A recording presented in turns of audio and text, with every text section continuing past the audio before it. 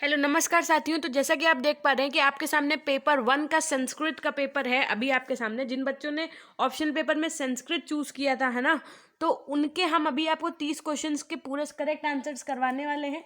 तो 30 में से किसके कितने सही हैं ये आप हमको ज़रूर बताइएगा। बाकी आपका इंग्लिश जिन बच्चों ने लिया था इंग्लिश का, उसके बाद में सीडीपी का, मैथ्स का, ईवीएस का, सारे प्लेलिस्ट आपके इसी चैनल पर अवेलेबल है। फटाफट से जाइए और अपने आंसर्स चेक करिए। आंसर्स चेक करने के बाद में एक काम ज़रूर करिएगा, कमेंट सेक्शन में ये ज़रूर बताना है आपको कि 30 में से किसके कितने सही हैं। ठीक है, सो आइए शुरू करते हैं। आपका आज का पहला क्वेश्चन क्या है? अट प्रत्याहार के वर्ण हैं, तो यहाँ पर आपका करेक्ट आंसर हो जाएगा ऑप्शन सी। ठीक है, कारक में यदि प्रकृति है तो प्रत्यय क्या होगा आपका? तो ऑप्शन ए एकदम सही हो जाएगा। हम सिर्फ आपको क्वेश्चन और करेक्ट आंसर बनाएंगे जिसमें फटाफट से आप मैच करके मेरे को बता दीजिएगा।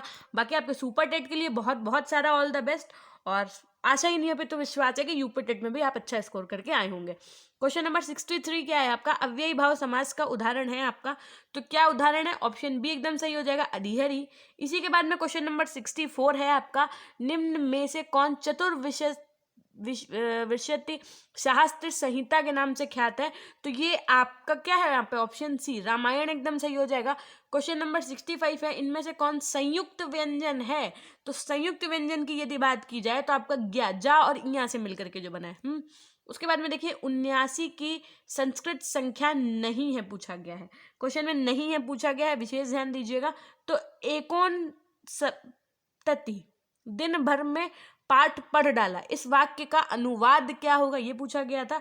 तो यहाँ पर आपका करेक्ट आंसर हो जाएगा ऑप्शन बी, दिने पाठा पठति।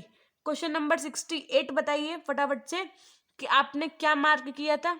देखिए उपकृष्णम में कौन सा समास है पूछा गया था, तो यहाँ पर आपको ऑप्शन ए एकदम सही हो जाएगा, अव्ययी भाव समास। इसी के बाद में चलेंगे क्वेश्चन नंबर 69 की तरफ। 32 संख्या के लिए संस्कृत शब्द क्या होगा? तो यहाँ पर आपको होगा द्वित्रिंशत्। क्वेश्चन नंबर 70 का एक का आपका कि पति शब्द का सप्तमी एक वचन रूप क्या होगा?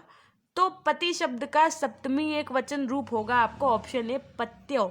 इसके बाद में क्वेश्चन नंबर 71 है, शिशु मोदकाय रोदिति उदाहरण है। तो क्वेश्चन नंबर 71 का आपका यहाँ पे करेक्ट आंसर हो जाएगा ऑप्शन बी। फिर देखिए क्वेश्चन नंबर 72 उच्च है, उदाहरण किसका है? तो यहाँ पर आपका करेक्ट आंसर हो जाएगा ऑप्शन ए। फिर देखिए क्वेश्चन नंबर 73 है आपका, ऊष्म वर्णों का बोधक प्रत्याहार है, तो यहाँ पर हो जाएगा आपका करेक्ट आंसर ऑप्शन बी शल। फिर देखिए क्वेश्चन नंबर 74 क्या है आपका? तो पठानी रूप है, पठानी क्या है? तो यहाँ पर आपका करेक्ट आंसर हो जाएगा ऑप्शन ए पठ धातु लोट लकार उत्तम पुरुष एक वचन। फिर क्वेश्चन नंबर 75 आपसे पूछा गया है कि क्षा मिलकर बना हुआ है, तो क्षा किससे मिल करके बना हुआ है? ये तो बहुत सिंपल सा क्वेश्चन था, ऑप्शन सी एकदम सही हो जाएगा। सो यहाँ पर आप अपने 15 क्वेश्चन पूरे कंप्लीट कर चुके हैं, यानी 50% क्वेश्चन आप संस्कृत के चेक कर चुके हैं। सो फटाफट से अब very very all the best आपको आगे के 15 क्वेश्चन के लिए।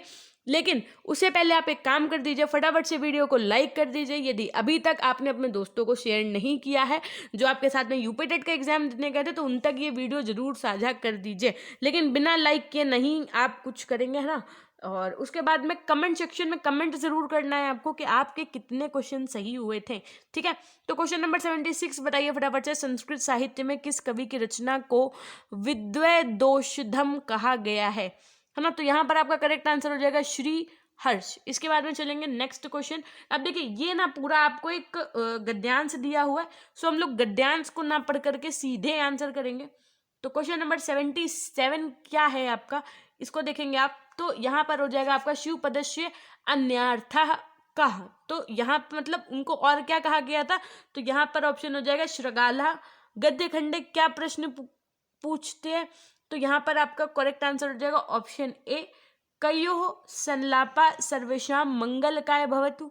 तो यहाँ पर आपका करेक्ट आंसर हो जाएगा ऑप्शन ए लक्ष्मी पार्वत्यो। उसके बाद में इनमें से कौन प्रत्याहार नहीं है पूछा गया है ना। तो यहाँ पर आपका करेक्ट आंसर हो जाएगा ऑप्शन डी ला।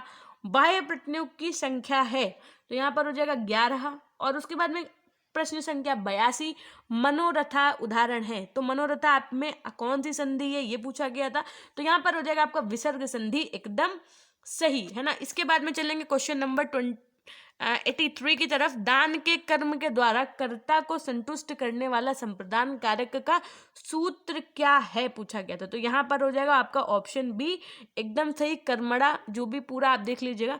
उसके बाद में 84 क्या है, अंतस्थ वर्ण पूछे गए थे। तो जो आपके ये यण वर्ण होते हैं ना, ला, या, व, रा, ला, तो यही आपका यहाँ पे करेक्ट आंसर हो जाएगा, ऑप्शन है। इसी के साथ में चलेंगे नेक्स्ट क्वेश्चन की तरफ। क्वेश्चन नंबर 85 क्या है, अनुवाद पूछा गया था आपसे कि मुझे संस्कृत अच्छी लगती है, तो यहाँ पर इसका संस्कृत में अनुवाद क्या होगा। तो महा संस्कृतम रोचते एकदम सही हो जाएगा। फिर देखिए क्वेश्चन नंबर 86 क्या है, मैं ऐसा मानता हूं, इसका अनुवाद क्या होगा। क्वेश्चन नंबर 86, तो यहाँ पर हो जाएगा अहम एवं मन्य। इसके बाद में देखिए क्वेश्चन नंबर 87 क्या है आपका कि मैं बाजार जाता हूं का संस्कृत में कर्मवाच्य क्या होगा, ये पूछा गया था आपसे। तो देखिए यहाँ पर आपका करेक्ट आंसर हो जाएगा ऑप्शन बी, मया अपर्णम गम्यते। ठीक, बस 3 क्वेश्चन शेष और फिंगर क्रॉस करिए एकदम। इन 3 क्वेश्चंस के आंसर बताने से पहले मैं आपसे चाहूंगी कि एक बार आप वीडियो को फटाफट से जल्दी से लाइक कर दीजिए, जल्दी से फटाक से, और बिना कमेंट में स्कोर किए आप नहीं जाएंगे। मेरे को जानना है कि आपके इन 30 प्रश्नों में से कितने सही हुए हैं, ठीक है। तो क्वेश्चन नंबर 88 का आपका यहाँ पे करेक्ट आंसर क्या होगा बताइए कि पच धातु का कृत प्रत्यय लगाकर रूप बनेगा। क्या रूप बनेगा, तो ये बताइए मेरे को। तो यहाँ पर होगा आपका ऑप्शन बी एकदम पक्वा, एकदम सही हो जाएगा। उसके अंदर पंचनवती संख्या है, तो इसका यहाँ पे करेक्ट आंसर हो जाएगा आपको ऑप्शन बी 95। इसी के बाद में क्वेश्चन नंबर 90 देखिए, अव्यय शब्द समूह है, तो यहाँ पर आपका हो जाएगा सर्वत्र, अधुना और ऊपरी। तो यानी कि ये हो गए आपके कंप्लीट पूरे 30 संस्कृत के भी क्वेश्चन फाइनली। तो संस्कृत में आपका स्कोर क्या रहा, CDP में आपका स्कोर क्या रहा, पहले तो संस्कृत वाला आप इसी वीडियो के नीचे कमेंट कर देंगे, और उसके बाद में CDP और EVS, और जिन बच्चों ने इंग्लिश लिया था वो इंग्लिश, जिन्होंने संस्कृत लिया था संस्कृत की आंसर की अवेलेबल है, साथ में मैथ्स की भी आंसर की अवेलेबल है।